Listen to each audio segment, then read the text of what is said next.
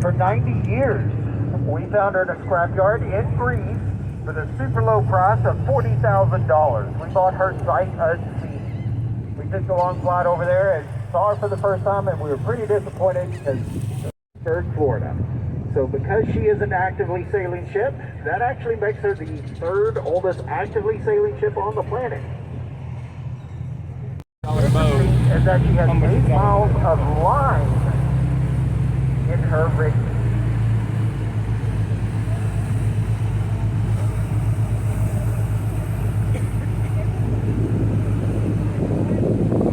But if you're looking on the left side of the Norwegian, of course, being one, we also give Carnival, Royal Caribbean, Princess, and Disney during the winter months.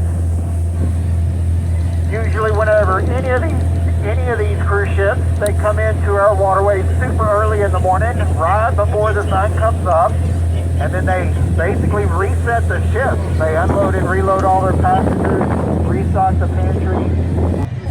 No matter what cruise ship company you do pick that leaves our waterways, you'll be headed to different parts of Mexico and the Caribbean on 3 to 7 day cruises.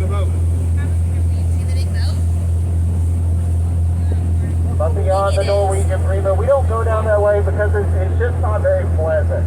You can't see it because of the black and red.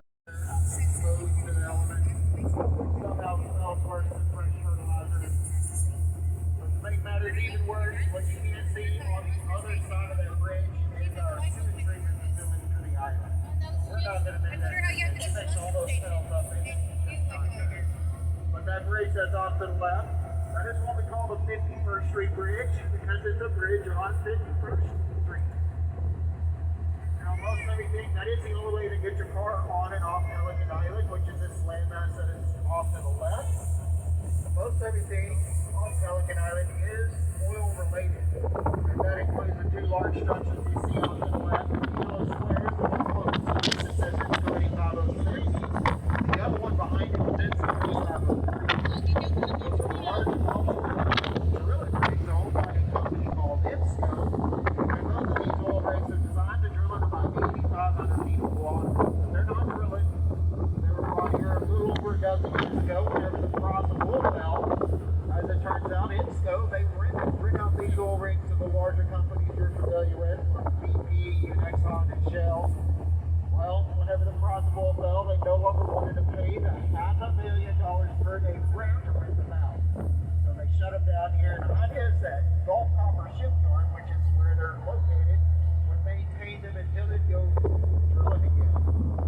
Unfortunately, they've sat here for so long, they're not really compatible with today's technology that we use out there drilling today. So these 2 are probably destined for the scrapyard down in Brownsville. As a matter of fact, a few years back, we had more of them in our waterway. Most of them were scrap, but 2 of them, similar to the ones that were kind of behind us now, were purchased by a company called SpaceX to be retrofitted for their launching and landing platforms for their rockets going to Mars. I don't think he's used them for launching and landing platforms. He just recently started to make sure his rockets weren't blowing up. Yeah. Where's the signal? But they also work on historic battleships off to the left. That is the battleship Texas. It served during World War I and then also during World War II. During World War I, they launched an aircraft off of the deck of that boat. You can imagine that. For World War II, they decided that that would work. So they started to build aircraft carriers so they no longer needed all the deck space on the Texas. So they modified it. But what do you do with a ship named the Texas with a whole bunch of empty deck space? You add more guns. That's exactly what they did. To counteract all that extra work, all that extra weight of the guns and the munitions, they had to add on a secondary hull system that they call torpedo blisters. That's why she kind of sits a little wide in the water. You're looking at a ship that fired on the beaches of Normandy during D-Day, the opening days of World War II. She also served in the Pacific Ocean as well in Okinawa. Just recently learned that. But after her long military career, she retired as a museum ship. That was the very first time that ever happened in history. A military ship converted to a museum. You're looking at her right now, off to the left. She retired as the museum ship up around LaPorte, Texas, which is about an hour north of here at the San Jacinto Battleground, where you can buy a ticket and climb all over her. However, she's been shut down for maybe the past 7 or 8 years because one thing that she could not survive was mental lapse. She was not making enough money there to maintain the ship, so she was actually sinking.